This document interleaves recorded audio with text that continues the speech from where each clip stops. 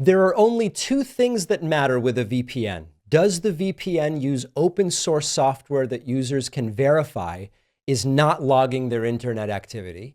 Have police gotten a court order to get user activity logs from that VPN, only to find out that the logs never existed because of the company's transparent no-log policy? The only VPN who can answer yes to both of those questions is private internet access. The only VPN who can prove that your data stays private. They're giving you 83% off, which is just $203 a month, plus 4 extra months for free at piavpn.com/DavidP.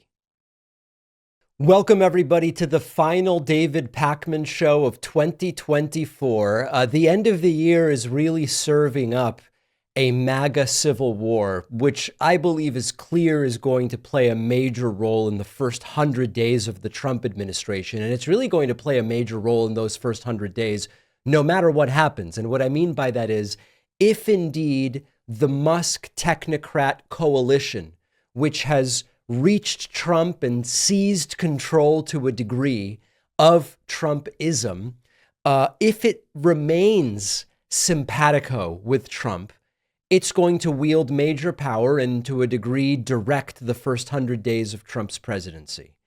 If it doesn't remain simpatico with Trump, it will be because this devolving into a civil war that we're seeing gets so bad that the coalition implodes, and it will then wreak havoc over the first 100 days of Trump's incoming administration. So either way, this is potentially going to be the defining aspect of the first 100 days of the second Trump term.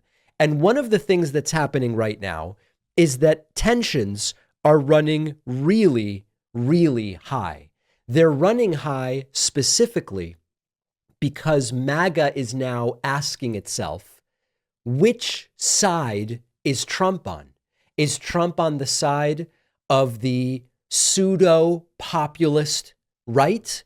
Or is Trump on the side of the technocratic, anarcho-capitalist, whatever, of which, you know, Peter Thiel and Elon Musk and others consider themselves a part? And this now has led to them easily getting mad at anything Trump does. And the latest thing that they are mad about is Donald Trump's troth-central post after the passing at 100 years of age of former President Jimmy Carter. One of the things I noticed about the message, and we'll look at it in a moment, is that it wasn't particularly vicious or vindictive. It didn't ascribe pejorative nicknames to Jimmy Carter, etc. It wasn't a new Trump, but it's this one time Trump opted not to hurl horrible insults. Here's the post that Trump made about Jimmy Carter, which has angered so many MAGAPotamians. Quote, "I just heard of the news about the passing of President Jimmy Carter. Those of us who have been fortunate to have served as president understand this is a very exclusive club, and only we can relate to the enormous responsibility of leading the greatest nation in history. The challenges Jimmy faced as president came at a pivotal time for our country, and he did everything in his power to improve the lives of all Americans. For that, we all owe him a debt of gratitude. Melania and I are thinking warmly of the Carter family and their loved ones during this difficult time. We urge everyone to keep them in their hearts and prayers." This is totally standard and milquetoast in every way. It's not what you would expect of Trump. And the fact that the MAGAs expected something different has now sent them for a loop. As the New Republic reports, Donald Trump's diehard MAGA fans are irritated by his recent statement on the passing of former President Jimmy Carter. A whole bunch of responses that are angry. Theodore Winters, "I know you're being nice, but you're tripping. Carter was a terrible president and damaged the United States of America to such an extent that we are still dealing with his horribly policy decisions and his inflation repercussions in 2024. I get it. He just passed and we have to be respectful and nice, but let's still keep it real. Commies kill puppies, said, I appreciate your graciousness toward him, but it won't win you any points from the leftists. They're soulless. And then John 55, who identifies as America First, complained that Carter pardoned draft dodgers during the Vietnam War without recognizing Trump is a draft dodger. Jimmy Carter pardoned all the Vietnam draft dodgers that forced other men to take their place. Many of these men did not come home. Personally, I think Carter lived a long life to suffer for the pardons to the draft dodgers he pardoned. A whole bunch of other ones as well. Imagine that you're angering your base because all you did is not viciously attack a recently deceased Christian former president, which, whatever you think about Jimmy Carter, I don't care about religion, but Jimmy Carter was a Christian. He was deeply religious, unlike Trump. The MAGAs claim to love that. The MAGAs claim that Christianity is one of the great buoying powers in society and culture. And yet many of them are angry that Trump didn't viciously attack the recently deceased 100-year-old Christian. That's where we are today. And the chaos is visible elsewhere. I want to talk about that as well. We see MAGA in full-blown chaos, and I'm going to admit it's glorious to watch. Am I a bad person because I'm seeing a terrible political movement eat itself from the inside out? The latest feud involves Laura Loomer, far-right conspiracy theorist extraordinaire. She's gone to war with none other than Elon Musk. We touched on this yesterday. That Elon Musk, the one who's been cozying up to Trump as part of the Department of Grifting Edgelords, Doge. And I'm going to tell you that the knives are out in a way that we have not seen within MAGA for a long time. Here's the setup. Laura Loomer, hardcore Trump loyalist, known for Islamophobia, a little bit of racism, endless streams of unhinged takes. She is accusing Elon Musk of being a stage 5 clinger who's trying to worm his way into Trump's inner circle. She's calling Doge a vanity project and saying it's merely a cover for the pet projects of tech bro billionaires. And I have to tell you, she's right about a lot of this. We're actually going to hear from her directly. And broken clocks are occasionally right, I guess is what I would say. But that's not all, because Laura Loomer's attacks are taking a turn to the absurd and the ugly. She's throwing out homophobic insults. She's accusing Elon Musk of being a pawn for China. She's dredging up Elon's past criticisms of Donald Trump. And one of her posts said, remember when you voted for Biden and said Trump was too old, which Elon Musk did post. It's sort of like watching a reality TV show, but everybody involved actually has too much influence. Now, Elon Musk, for his part, is calling Laura Loomer a troll and telling people to ignore her. He briefly suspended her account on X, but the feud is quickly spiraling out of control. MAGA world is piling on Musk and Vivek Ramaswamy, who made the mistake of suggesting there are cultural issues in the United States that make foreign talent essential. A lot of the MAGAs didn't like that. And so cue the outrage machine with Loomer and others accusing them both of betraying the MAGA cause.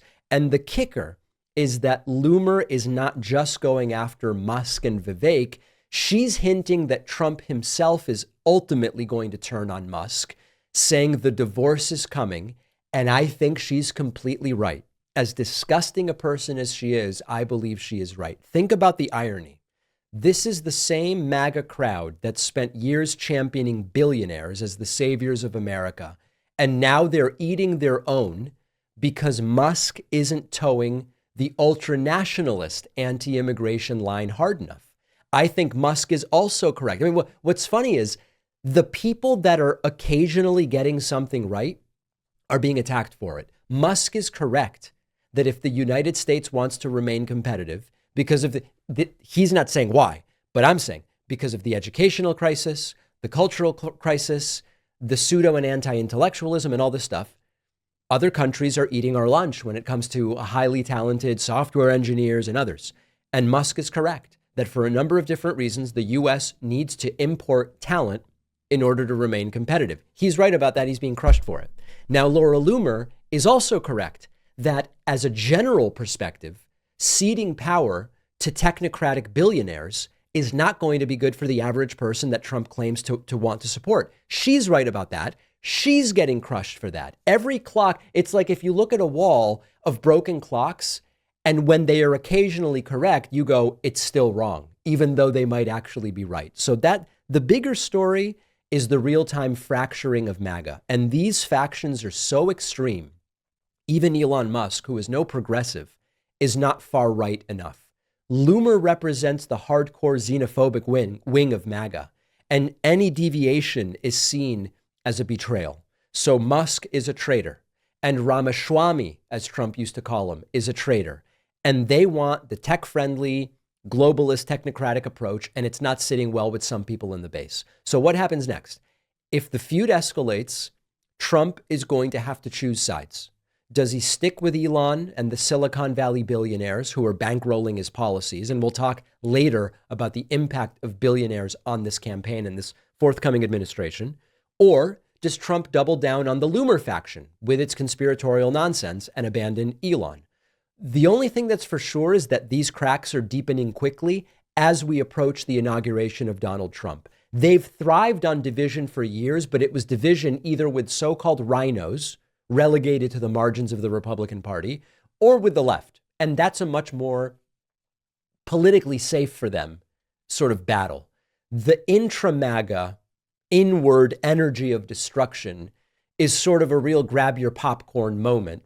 And then we encounter Laura Loomer actually getting something right. And that's what I want to talk about next. The worst person you may have heard of recently, Laura Loomer, is actually getting something right. I'm going to play a video of what Laura Loomer had to say about this growing tension between the technocratic billionaire wing of MAGA, Elon Musk and Vivek Ramaswamy, and the pseudo and faux populist wing of the MAGA movement. Here's Laura Loomer, who I find despicable in just about every way, but she happens to stumble across some correct conclusions here. Take a listen. And what we need to have a conversation about is what is it going to mean for the future of our country, our national security, and the incoming Trump administration if we have a bunch of technocrats who are also essentially welfare queens because their companies are receiving government subsidies and they want to take over our defense industry. If you have a bunch of tech bros with billions of dollars and direct unfettered access to the vice president and the president of the United States, and then they are also, very cordial with our adversaries, as in China and Iran. We see that Elon Musk is having these meetings off the books with Iranian officials, with Chinese officials. What does that mean for us and the future of our constitutional republic? Okay, hang on. Yeah, okay, hang on for a second. I want to go back because I missed. She's, to a great degree, right about her analysis. Now, it's not for the right reasons. It's not that her ideology is any kind of beautiful ideology that will solve any problem we have. Aaron Rupar wrote a great piece about this called Trumpers Discover a Type of Bigotry They Oppose Against Themselves. The disagreement within MAGA here really highlights the incoherence of racism and bigotry as ideologies. Racists inevitably argue, xenophobes inevitably argue about who should be excluded or included. It's a fundamentally exclusive ideology. It's just a matter of whether you draw the line. It's sort of like old debates as to whether are the Irish white Europeans, are the Italians white Europeans? And when they are, they then become part of the group deciding who else are we going to exclude. This reveals how arbitrary their beliefs are to a great degree. For example, should we be racist against American minorities we perceive to be getting a leg up due to affirmative action because we want to support American whites? Or should we be racist against foreign minorities because we want to support Americans? Or should we be nationalistic against any foreigners because we want to support? The point here is it's a question of where they draw the line on a lot of this stuff. And it exposes the complete intractability of such ideologies. Now, depending on your views, if you are economically, for example, a socialist, you might say none of this stuff matters. It's only about economic class. I'm not a class reductionist, but I'm telling you, there are those who say none of these other sort of identity-based questions really matter. It's a debate for a different day.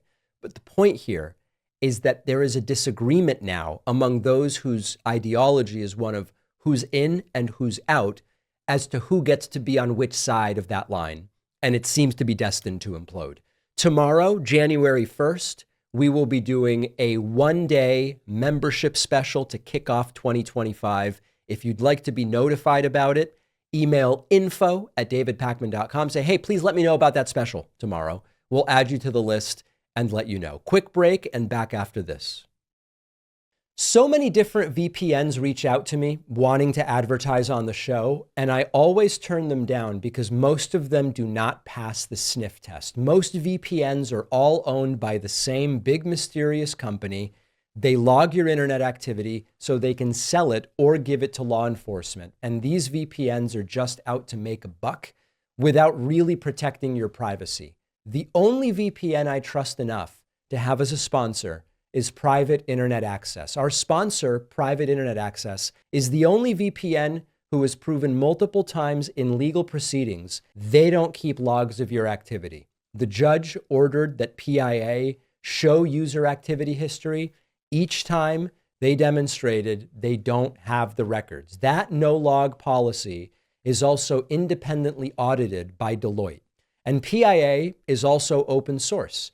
So you can also see in the code that none of your activity is being logged. And you can protect unlimited devices with just a single account. Private Internet Access is giving my audience 83% off, which is just $203 a month, plus 4 extra months for free. Go to piavpn.com/DavidP. The link is down below. Let's talk a little bit about billionaires. I want to talk about, in general, the outsized influence that billionaires are having on the forthcoming Trump administration. And then I want to talk a little bit more specifically about Elon Musk. Billionaires have really seized the reins of the Trump machine. And it's time we talk about how this is really shaping Donald Trump's push here for what he's going to do in his second term. When you follow the money, the story becomes really clear. The people bankrolling Trump are buying control over his decisions. And it's even more blatant this time around. I know many of you say, David, money has always influenced politics. Yes, but it's doing it in a particularly visible and pernicious way. Let's break it down. Trump raised hundreds of millions of dollars during his previous campaigns, but the real power doesn't come from everyday donors. It's the ultra wealthy. It's the billionaires with the corporate interests that really hold the keys. These donors write the checks big enough to influence not just policy, but Donald Trump's entire platform. And for his potential ideas for this second term, they are really doubling down. Elon Musk is an example. We'll talk more about him later. Musk has cozied up to Trump. He's leveraged influence through social media and financial backing. His recent control over platforms like X gives him a lot of sway in shaping public narratives. And Musk's interests are, of course, deregulation, government contracts, what's best for his various companies. And this really generally aligns well with Trump's plan to strip away what's left of federal oversight. It's not a coincidence that Trump's companies benefited from Trump-era policies, and now he's investing, that's what it is, to get more of the same. We'll get back to Musk. You've got Warren Stevens, Linda McMahon, Jared Isaacman, Howard Lutnick, billionaires who are going to be part of Trump's incoming administration. You've got people who are close to being billionaires, but they're not. Vivek Ramaswamy, Stephen Witkoff, Doug Burgum. Doug Burgum is a billionaire? Actually, I don't remember. It doesn't really matter. Super rich guy. And then you've got Trump's actual further choices. You know, people like Peter Thiel or Steven Schwartzman. Are they going to have a role? What sort of role are they going to have? These are not public servants. These are not people getting involved with the forthcoming Trump administration to help people. These are business moguls with a direct financial stake in policies that would favor their industries. So this second Trump term is looking like it's going to be run by billionaires. This extends to Trump's donor base. During the first term, he had Sheldon Adelson and Robert Mercer, and the list is growing and growing into this coalition of ultra-wealthy people who want to protect wealth and power. These are not people just funding Trump's campaign the way you might donate $50. They are buying seats at the table, and they're making sure that their priorities will become policy. You look at Trump's first term. The 2017 tax cuts sold as good for the middle class. Overwhelming beneficiaries were the top 1%.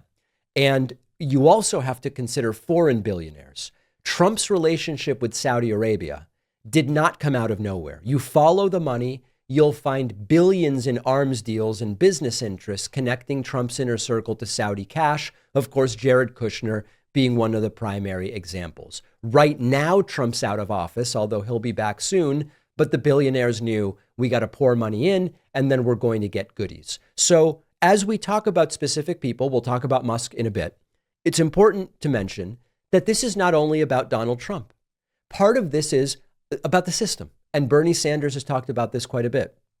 A handful of billionaires, a dozen, couple dozen, can effectively buy their way into dictating and influencing policy that affects hundreds of millions of people. Trump's the latest vehicle. He's a great vehicle because Trump is a billionaire and loves billionaires and sees being a billionaire as a virtue in and of itself.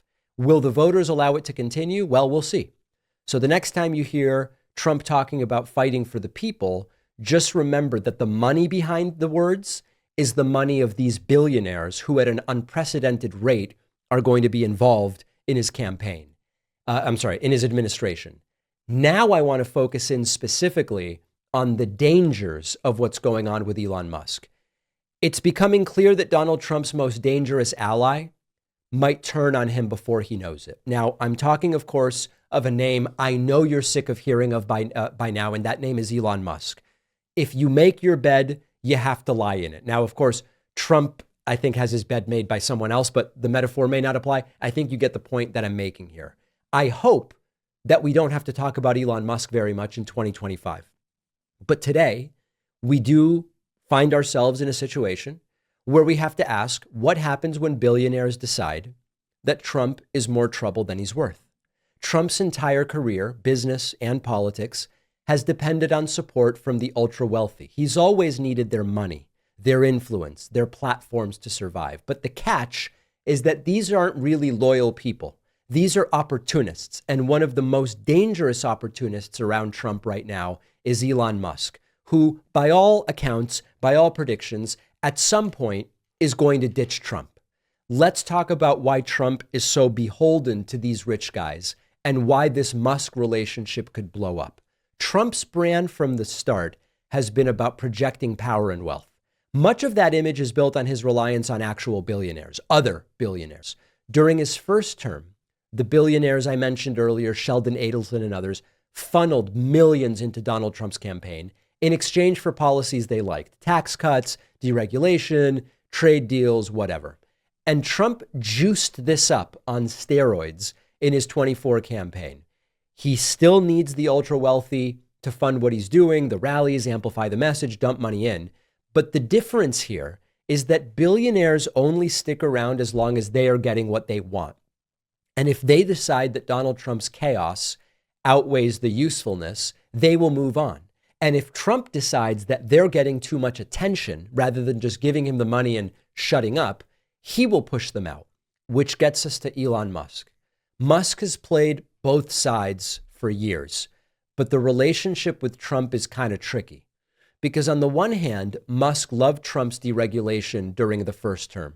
Musk loved the ways in which his companies benefited from much of what Donald Trump did. It aligned perfectly with Musk's goals. But on the other hand, Musk likes to be unpredictable. He likes not to be tied to any one brand necessarily, the way some other billionaires are okay doing. And so Musk's loyalty at the end of the day is Musk, his businesses, and his brand.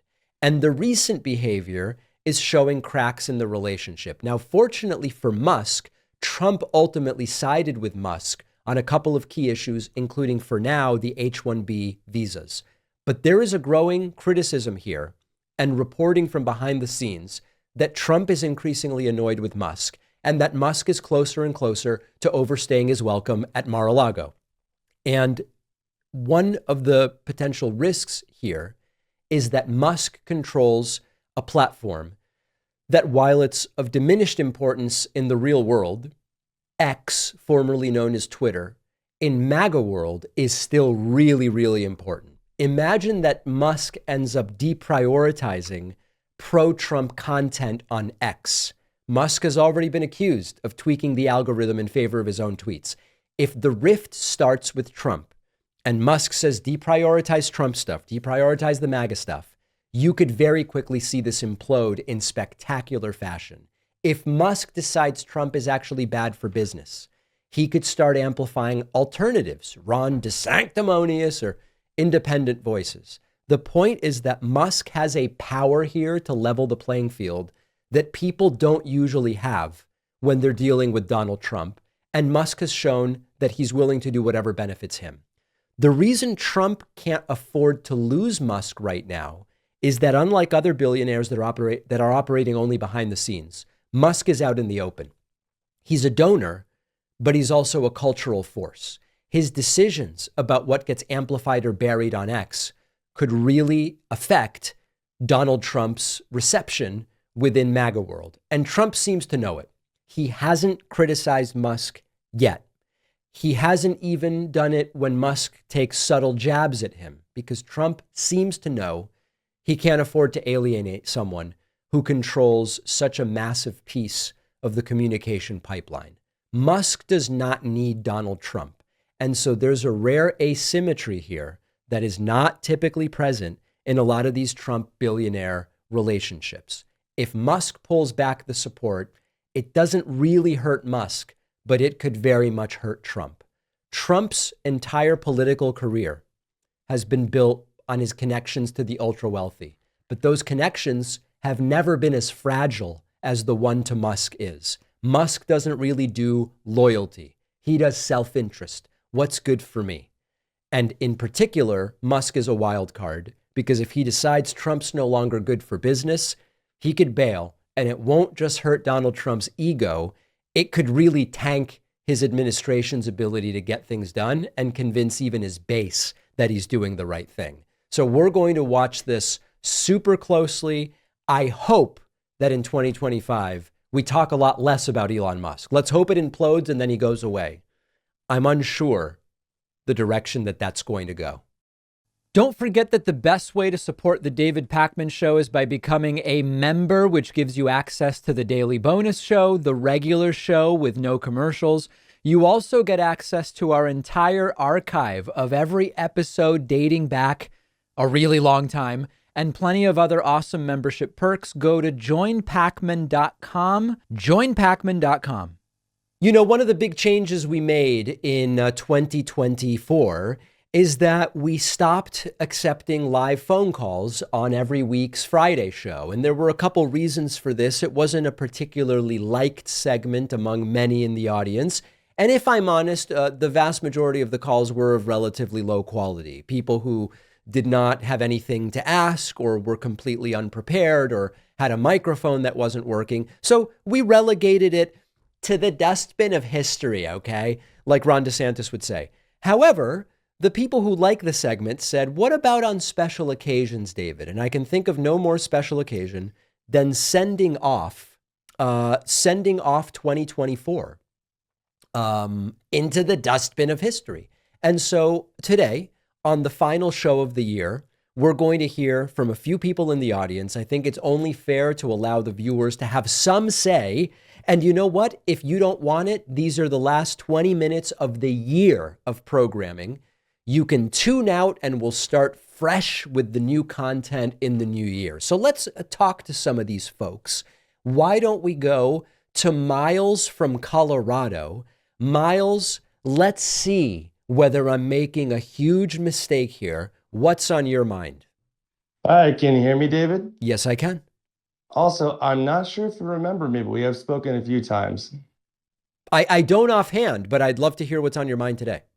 That is totally okay. Well, you know what? It's a little bit random and, well, maybe not so random, because the media sphere, the progressive sphere, we're all looking at TYT these days. I think you know exactly what I'm speaking of, and I'd love to hear your opinion on it. And my question would be is, I want to keep this, friendly. I am a little bit concerned about what's going on with, Cenk Uygur and how he's going on to right-wing media spheres because he is the biggest progressive channel that we know of these days. He's been around for decades. He is cozying up a little bit to the likes of Charlie Kirk, to Glenn Beck, and I believe you did speak to him recently, didn't you? He was on the show with Destiny a couple months ago, I guess, or a month ago, I guess it must have been. Oh, okay, I suppose. Yeah, I must have missed that one. I'll have to go and check that out as soon as I can. So And listen, here's my thought about what's going on at TYT. sure. What Cenk is doing is absolutely fine in principle. What do I mean by that? In principle, putting yourself as a person on the left in front of people on the right and trying to say, here's some stuff we could work together on already. Here are disagreements, but here's my best argument for why you should consider coming to my side. That I have no problem with at all. Cenk's going to be on soon to talk about this. So I'm going to reserve some judgment, Miles, until I talk to Cenk directly. I'm just so busy. I don't really watch any other shows like mine. So I can't pretend to know everything Cenk has said about this. What I want to talk to Cenk about is, have any of his views on policy changed? Or is he seeing this as an opportunity to woo the other side? Is he seeing this as an opportunity to take some low-hanging fruit and accomplish something? Is this out of a cynical thirst for power and access that he's doing this? I want to know what his motivations are. I don't have a problem in principle with getting in front of right-wing audiences. Why not? I do it too. Although I've not gone to any of these Turning Point USA things, I need to learn more to figure out what the hell's going on over there.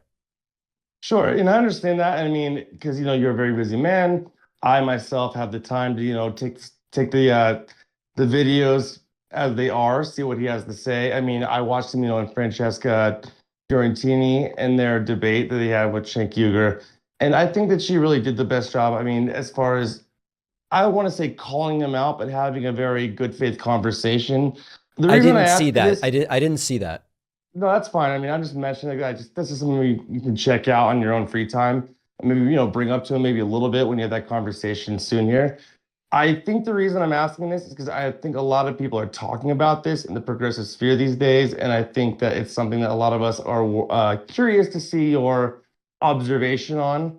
And like you said, you haven't gotten the chance to really check into it a lot, but I know that. Yeah, Miles, give me another 7 to 10 days, and then I'm going to try to get to the bottom of it by having Cenk on. So I appreciate the question. Let's go next to Brendan. Brendan from Boston. Brendan, welcome. I'm inviting you to join the discussion. What's going on with you? I feel honored being on the final episode of the year, David. Thank you for having me on. My pleasure. So recently, basically since the election, I've been watching Kyle Kulinski talk a lot about what his ideal candidate going forward is, because the era, as he puts it, the era of the polished politician, which is what Kamala is at least for now over. And he constantly talks about how we need someone who's charismatic, controversial, wouldn't hurt to have a celebrity. He constantly talks about Jon Stewart, which I think is an interesting choice. I want to ask, I don't know if you've talked about it before, but what would you say your ideal candidate would be going forward? I laid this out in a recent video. The celebrity aspect of it, I'm less sure about. I understand the appeal. Here's the thing.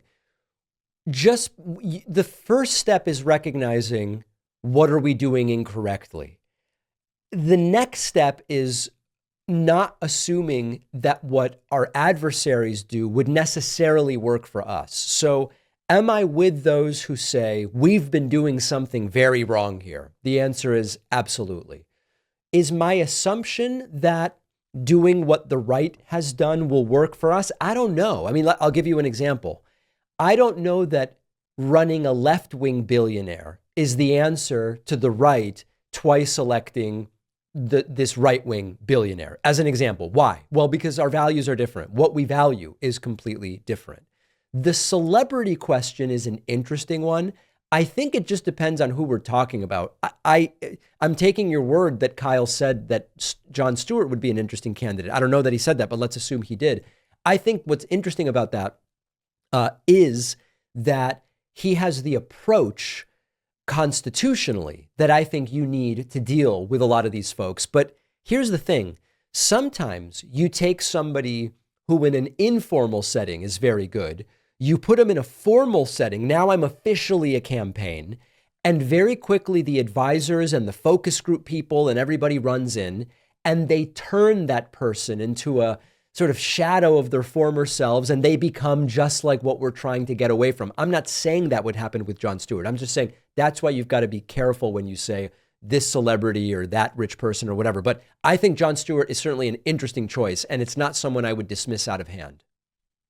It's interesting you bring that up because this is just reports that I've read before. It's nothing confirmed, but I had heard that the Kamala campaign, the Harris campaign, excuse me, actually told Tim Walz, for example, to tone down the weird rhetoric, which I think wasn't a good move if that was the case, because it was working for a while. It seemed to be working. It seemed to be working. Now, it's possible they had some signal that it was stopping being so good, but I agree with you. It very much seemed to be working. It seemed to be working. And also, to your point of what is the right doing that is working, what can we be doing that is working? And I think, as chronically online as I found the Trump campaign to be this time around, it worked. I mean, he went on every podcast under the sun. And you brought this up as you said, when you met with the Biden administration a few weeks ago, Kamala's online game was just not as strong. Whereas you see someone like Bernie Sanders, he was going on Theo Vaughn, who clearly is somebody who steers much more towards the right. So I think there's a lot of lessons to be learned. And I do think that Kyle, again, he's repeated it several times of, Jon Stewart, but also someone who is charismatic, who has a spine, isn't afraid to call these people out. Whereas, yes, I speak for a lot of people when I say unity is important. You also have to stand up for what you believe in and also not betray your supporters at the same time. Agree very much. Brendan from Boston, thank you so much for the call. Great to hear from you. Let's go to Ray from Arizona. Ray, welcome to the show. What's on your mind to close out the year here? Yes, I've been a long-time listener, but I also listen to a lot of other leftist platforms. And one thing that I've noticed is the infighting. Obviously, we've all seen it. I personally think that it doesn't help. And I've been trying to do all that I can to get people to stick together more and to just listen to other leftist voices. Now, my question to you is, how would you advise leftists to broaden their horizons, open their minds, and be a little bit more empathetic? Because I know when we want to be critical, leftists tend to attack the hardest. So how would you advise listeners to be kinder and to use more empathy and to maybe, let people have their own opinions that are nuanced? I saw Tim Pool literally doing that, and I'm like, that's what we need to do. But anyway, that's my question. Well, listen, I think that there's a fundamental question of what is your goal? And I say this when people call me and say, how should I deal with my crazy uncle at Thanksgiving? And the question is, what is the goal? If the goal is to win and to grow the coalition, then you need to act in a way that makes that a possibility. And that means you don't attack people when you agree on 95% of stuff. You don't exclude. You don't say you're the reason that we're losing. You bring them in. You become inclusive instead of exclusive. If your goal is to have purity tests such that what is left is a coalition that agrees with you on 100% of stuff, then you would attack and you would make people feel like they shouldn't be part of the movement, and you exclude and you say, I don't need your vote and I don't need your vote. It's just a matter of what you want. Now, I want to win. So I'm with you, Ray, where I think we need to go with the inclusive, empathetic. And this is something that, I don't agree with 99% of what the right stands for. But one of the things that they do that is effective, I'm not saying it's morally good or bad, I'm just saying that it's effective, is as soon as someone says, hey, you know what, I'm starting to rethink some of my views on some of this stuff, or I don't agree with you guys on a lot of this stuff, but I think that you're better than the alternative and I think you should win, they welcome them. They still, behind their back, I'm sure, are talking shit, and all this stuff. But they welcome them and they say, this is someone who's going to help us win. And so I think that the fundamental question that people on the left need to ask is, what is my goal? And act accordingly based on that. Thank you. All right, Ray from Arizona, great to hear from you. Let's see, why don't we go next to, oh, I don't know. Wow, the phone lines are packed. Let's go to Tiki Tony from Southern California. Tiki Tony, welcome. What's on your mind today?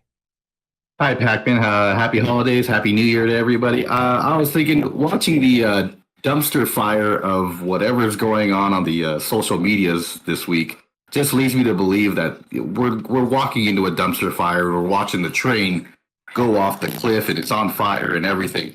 How long do we sit here and just watch it before we have to just raise the alarm bells and go, okay, that's enough of this crap? My thought is that they're going to destroy themselves. I don't know that we're going to need to do anything on this, Tiki Tony. It seems to me that over the first 100 days of Trump's looming presidency, either a lot of this stuff naturally implodes and sets Trump back 3 months, or it doesn't implode in front of the cameras, but behind the scenes, there's a major realignment and shift, which is also going to damage MAGA. I think sitting on the sidelines makes a lot of sense. And the more that they can destroy themselves without our involvement, I think the better. And with that and watching them destroy themselves, we're hearing a lot of, I want to say, warnings or threats from the likes of Gates or MTG or Laura Loomer saying that they know stuff and they're going to release stuff. Do you see them releasing anything of use? If I were a betting man, I would say no. I think that anything they release will primarily be self-serving. Like, is Gates more likely to release bombshell materials of national significance, or is Gates more likely to release something that helps him look slightly less bad in the context of these recent, sex trafficking scandals? I think it's obviously the latter, and it's primarily self-serving what they're going to do. All right. Thank you, David. Happy New Year. And everyone, go check out Tony Michaels. Have a great day. All right. Tiki Tony, there he goes. Let's take a very quick break. We're still taking calls. It's the final show of the year. Quick break and back right after this. If you value what we do at the David Pakman Show, remember to support us on Patreon. Go to patreon.com/David Pakman Show, where you can get access to behind the scenes videos, the daily bonus show, the commercial-free daily show. You can support the show for as little as $2 a month. Check it out at patreon.com/David Pakman Show. Let's go back to Discord. It's the last show of the year. It's the last segment of the year. We're going to hear from a few people in the audience and see what everybody has to say. Why don't we go next to Brandon from Illinois? Brandon, welcome to the David Pakman Show. What do you have going on today? Hi, David. Thanks for having me on. Pleasure. My question here is about kind of around the Luigi Mangione story and just the general discontent for the status quo. It seems like there's real appetite out there for some real change on both sides of the political spectrum, but it doesn't seem like it's very organized. So my question is, what kind of movement do you see coming out, and the kind of changes you see coming forward? And do you think there's a way that the Democratic left can kind of guide that into good policies that we can push going forward? Whether the Democratic left can guide this, I don't know. The Democratic left is hurting in a lot of ways, and organizationally is one of those ways. I think that if we're going to see real systemic change when it comes to health insurance and the kind of health insurance medical industrial complex, I struggle to believe that it will result from anything other than creating an environment in which the health insurance companies have to do something different. And when I think about that, and I think about the size of the health insurance industry, my mind goes to, it's got to be regulatory, right? It's got to be something on the scope and scale of Obamacare, but it has to go further. Is it states starting single payer systems the way Vermont tried to do, but ultimately failed to do? Maybe that would shock some of these companies into saying we've got to do something different. Is it, a robust public option, a real, not these, marketplace plans that are still for profit, a real public option? Is it regulations that say, okay, Obamacare said you can stay on parents' insurance since 26. You can't be rejected for pre-existing conditions. There's this list of stuff. Statins for cholesterol have to be free at the point of purchase. Going further, and here's the next 10 things that we're going to do. I think it has to be something of regulatory and legal scale. Now, I don't know that there are some people who are like, oh, if you just kill the CEOs of all the companies, it would all change. Aside from the absurd kind of vigilante nature of that, I don't even think that would change the system. I just have no reason to think that would. So I think that this has to be approached legislatively, legally, and in a regulatory way. Yeah, I would agree with you that I think that the vigilante justice is really just more of an emotional response. It's not going to lead to any big change. Do you think that campaigning and focusing more on the populist healthcare message would lead to more change and also lead to more success for the left? I would say yes, but it can't be a healthcare only campaign. I think it needs to address all of the issues that Kamala Harris left unaddressed in a way that makes people feel like, okay, my concerns are being heard. And we talked about economic issues. We talked about immigration. We talked about crime. Many voters just didn't hear what they wanted to hear. It doesn't matter what the facts are. I said, I tell the facts every day on the show, but it doesn't really matter what the facts are at the end of the day. I think yes on the healthcare message, but it's got to be coupled with all of that other stuff. All right, Brandon, very much appreciate the call from Illinois. Let's go next to Gerald from Miami. Gerald, welcome to this final show of the year. What's on your mind today? David, sir. Yes. I'm curious. I was having this conversation with my dad the other day, and it was kind of like jokingly, but more and more, I think they might try and do it. But do you think Trump would try and like get his face on like some sort of bill? Trump is extremely self-centered and egotistical. My prediction is, while he is president, Trump is not going to try to put his face on a bill or on a coin. Now, after he's out of office, if he survives that long, I think it's plausible that he would support a movement to do that. But I do not think that while he's in office, Trump will try to do that. Gotcha. Okay. I was just curious what you thought, because he does seem like the type to try, 100%. But I think he would wait until he's out of office. Yeah, he might even create like a 47th bill or something weird, just the $47 bill with Trump's face on it. Yeah, would make calculating change a little difficult. But Gerald, thank you for the question. All right, there goes Gerald. Let's go next to Nick from Texas. Nick, welcome to the show. What's going on with you? Not much. Trying to enjoy the holidays. Excellent. Yeah. So I guess my question for you is, okay, now this is a big assumption, but assuming that, after his 4 years, Trump does leave office. Yep. I'm curious what you expect his role to be in the Republican Party, because I think the immediate assumption is that he's going to be sort of like a kingmaker and, like basically appoint the next Republican to run for office. Right. But he's a little old at this point. I think everybody knows that. So I'm just curious on your thoughts about, 4 years down the line in 2028. Yeah, 2028. What is his role going to be? I think it depends on two things. Number one, you're sort of alluding to one of those things, which is what is Trump's health at the time? Trump does seem to have deteriorated significantly over the last 4 and 8 years. So what sort of shape is he going to be in when he's 82, 83 in 2028, 2029?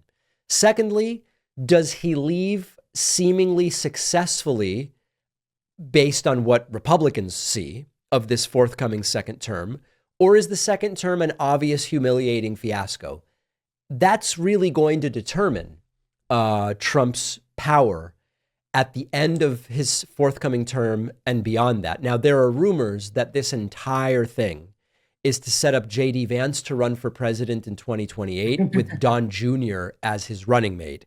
Obviously, if that happens, that will be seen as Trump succeeding as kingmaker, and then all bets are off. He may well continue having power if he's fit enough to have it into his 80s.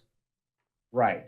And I will say the thing that you touched upon, I think the reason he's going to end up being a kingmaker is twofold. One, the Republicans don't really seem to care that much about his health.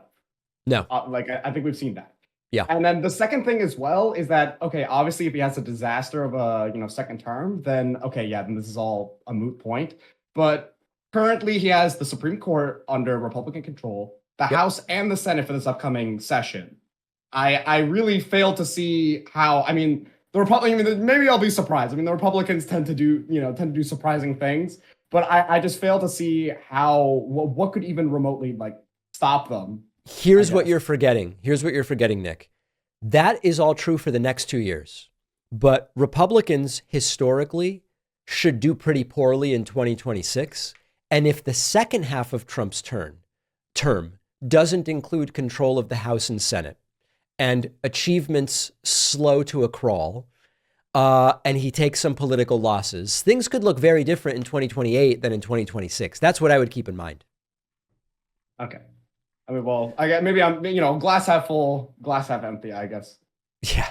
All right, Nick from Texas, great to hear from you. Very much appreciate it. Let's go next to Carter from Vermont. Carter from Vermont, welcome to the show. Oh, hey, David. Thanks for having me on. Pleasure. So I'm not sure if you're following what's going on with bird flu over in Louisiana, but I'm wondering, is Trump going to botch the response to bird flu if it develops into another pandemic? Almost and would certainly. that lead to Republicans getting wiped out in the midterms? Yeah, I have a segment from a few weeks ago, something like, Trump could have 3 or even 4 pandemics to deal with. We saw the first severe human case of bird flu in Louisiana just a few days ago. It shows what's being called a concerning mutation, concerning in the sense of apparently getting more fitness to be in humans. And especially because Trump, in retrospect, thinks that he handled COVID beautifully, especially because of that, I do think that he is very much set up to fail on bird flu. He's set up to fail if anti-vax stuff leads to a resurgence in measles. I think he's just set up to fail.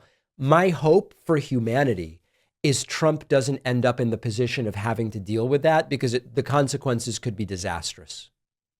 Right. I'm also worried that there will be no federal response and it'll just be every state for themselves. And a valid concern, and it would be another reason to sort of favor blue states run by sane people. But, if this really goes nuclear, you're not going to be safe. You're not going to be saved by going from, you're not going to be saved by going from Pennsylvania to New York State. I think it's good. These things don't respect state lines. Yeah. Where I am, I might be a little more insulated than the average Joe, but in even Vermont, here, maybe so. Right. It's sort of like the more rurally you live, at least theoretically, the more protected you might be. Oh, yeah. But it doesn't help that all my neighbors are poultry farmers. So Exactly. All right, Carter. Well, listen, let's hope it doesn't come to that, but we need to be worried that it will. All right. Thank you. All right. There goes Carter. Why don't we go next to John from Philly? John from Philly, welcome to the show. What's going on with you? John from Philly, please accept. And there goes John from Philly. Let's try instead Tommy from Oregon. Tommy, welcome to the David Pakman Show. Hi, I've been a listener for a couple months now, and I wanted to ask, is flying high and taking the high road and being the bigger man a dead strategy in politics? It seems like people are kind of drawn towards abrasive, mean figures, and there's also this seemingly a benefit for being abrasive, in the sense that people don't see you as corporate, and you sort of win the meme economy where you're constantly being talked about. Is there a way that Democrats can actually accomplish this without the base splittering? And do you think we should? I do think that to a degree, it is something the left needs to do. Part of it is we have to understand, though, Tommy, not every candidate can do it. Kamala Harris came off as inauthentic to a degree. And this was something we saw in exit polls, and it hurt her. But at the same time, becoming the full-blown abrasive meme candidate, it probably wouldn't have suited her either.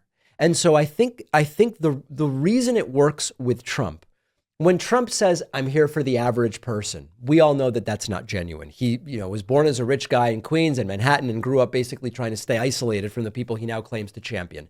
A lot of the stuff Trump does is totally disingenuous, but he comes off as authentic in the way he talks to people, and he's brash and he says whatever's on his mind. And he has turned it into a benefit because it really seems like he is this sort of kind of crass guy.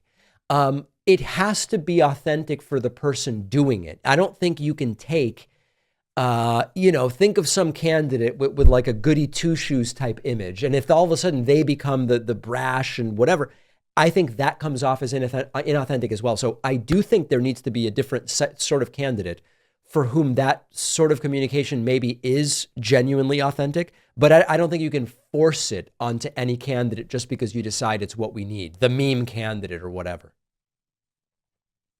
Right, that makes sense.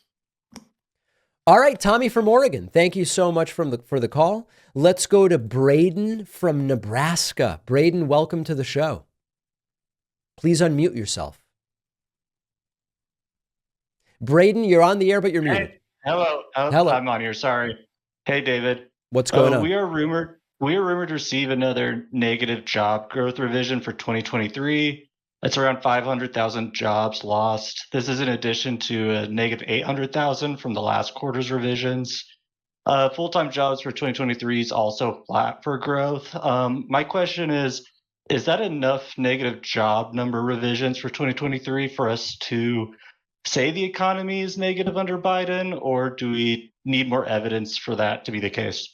Braden, you're saying that there's going to be job revisions for last year, not this year, for 2023, and this will be revised down to net job loss in 2023? That's what you're saying? Correct. Yep. I'm not seeing that anywhere. Where are you seeing that? Well, the BLS revised their data in August for quarter one of 2023, and then we'll be receiving the quarter two 2023 revisions. And then obviously in the future quarters, we'll be seeing quarter three and quarter four of 2023. So those final numbers aren't all in for the year. But my question is, as those revisions come in, at what point do we admit that the economy was negative? I don't know because I'm just unable to find that data. I'm going to look for it, but I'm just not seeing that. I'm looking at the BLS data here, and I'm not seeing net job loss in 2023. Let's wait to see if that happens and then call me back. It's just so out of left field that I'm not even sure I know how to react to it. I'm just not finding that anywhere. Yep, as long as it's on your radar. Thanks. All right. Thanks, Braden. Braden from Nebraska. All right, everybody, listen, unless you're a member and you're going to get the bonus show, that's the end for 2024. I appreciate those who called in. I appreciate everybody who participated this year, watched, listened, the whole thing, all of our new members, past members, renewed members, the whole thing. We will see you in the new year. I hope if you're staying up till midnight, that it's exciting. I don't think I will be, but I'll expand on that a little bit on the bonus show. We will see you in 2025. Thanks a lot for watching today's show. I just want to take a second to tell you about today's sponsors. There are only two things that matter with a VPN. Does the VPN use open source software that users can verify is not logging their internet activity? Have police gotten a court order to get user activity logs from that VPN, only to find out that the logs never existed because of the company's transparent no-log policy? The only VPN who can answer yes to both of those questions is private internet access. The only VPN who can prove that your data stays private. They're giving you 83% off, which is just $203 a month, plus 4 extra months for free at piavpn.com/DavidP.